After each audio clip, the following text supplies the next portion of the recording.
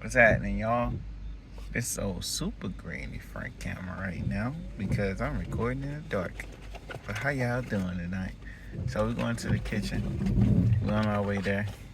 And it's been a pretty much cool week, cool and chill week. We had 2 meetings today. One was just out of nowhere. One we scheduled, the other one it just happened while we were just out eating. And would you call that a meeting, love? We were just sharing information with a fellow entrepreneur. Just really just chopping it up, man, about how this journey is not for everyone. And love will say everyone, what'd you say, love? Because I don't want to misquote you. Everyone needs to be an entrepreneur, or is meant to be. Everyone are meant by design, by God to design. Everyone is meant to be an entrepreneur. Everyone is meant to God designed you to be an entrepreneur. And I know it may not feel that way because the way of the world and what they've taught us and instilled in us, which is slavery. But it was God's idea, right? It was in God's plan to make us all entrepreneurs. And again, it's not gonna feel like that for most people because most people are in slavery, bondage to their 9-to-5 job, not only because of their mindset, but because of the generational curses that they have to filter through, right? And if you have not Matthew 6:33 yet, which is put God first, right? Seek the kingdom first, and then everything else will follow.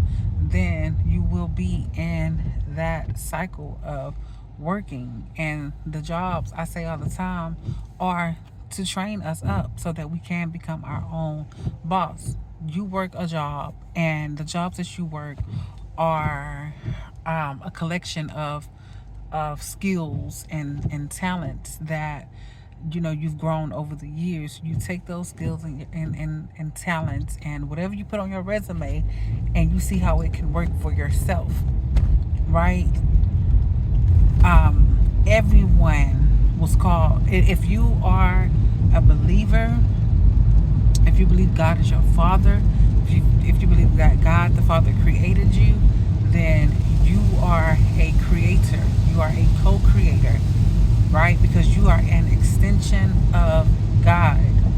There's no ifs, ands, or buts about it. God had given you an idea, a job idea,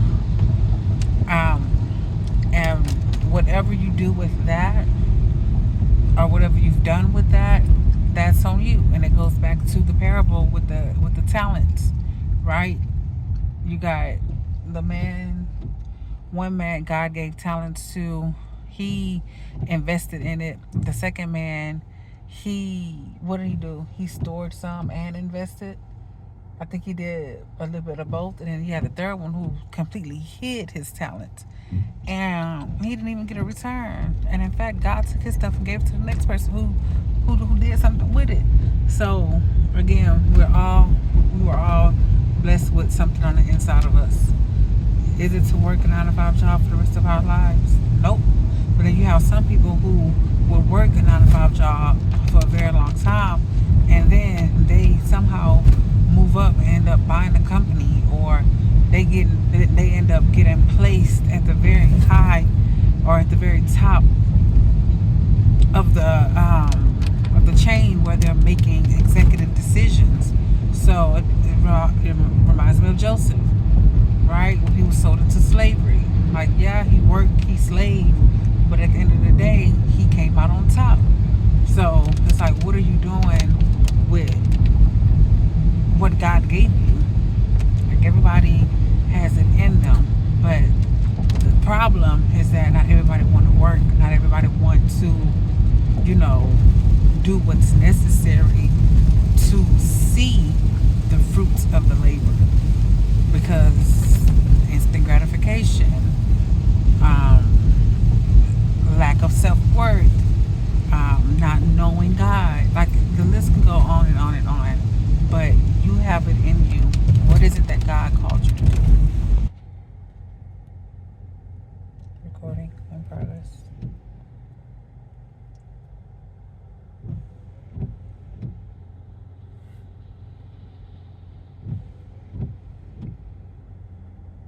So we had a meeting and we were talking.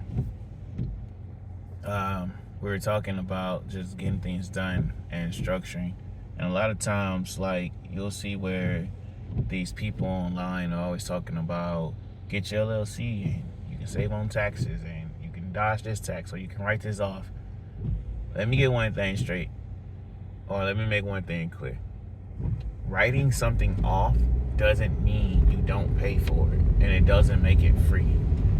It just means that you're not paying the taxes on it, but you still have to pay for that thing. There is no chance that you say, oh, let me write this laptop off, and you write that laptop off, and then the government give you that $2,200 back for that laptop. That ain't how that works.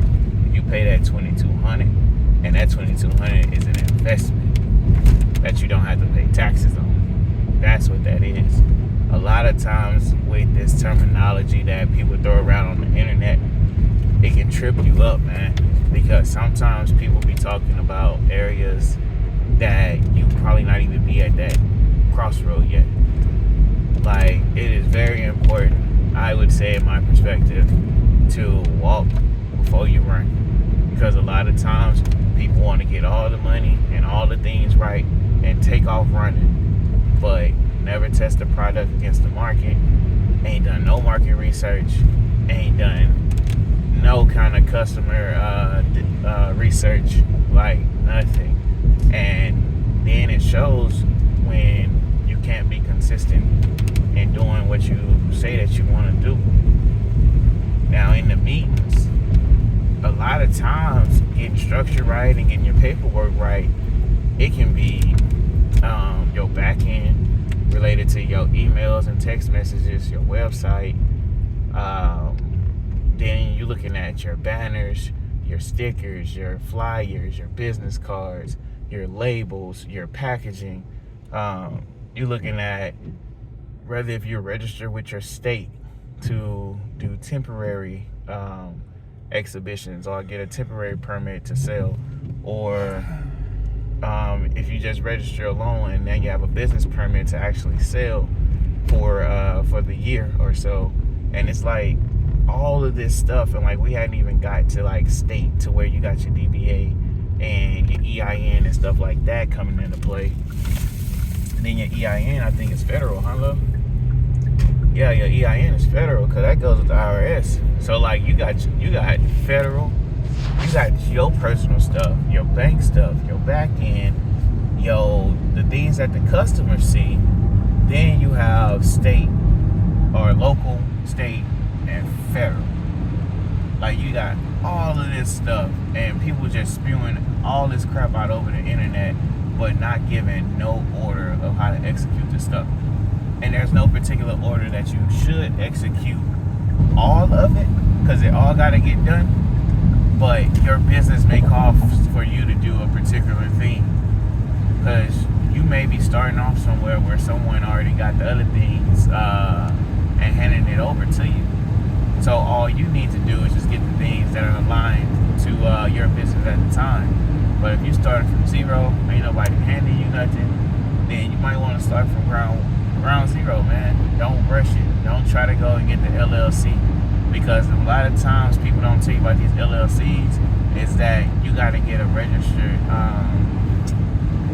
you basically got to get a registered agent, and this registered agent costs. You can pay anywhere between $25, $35 to $400 a year.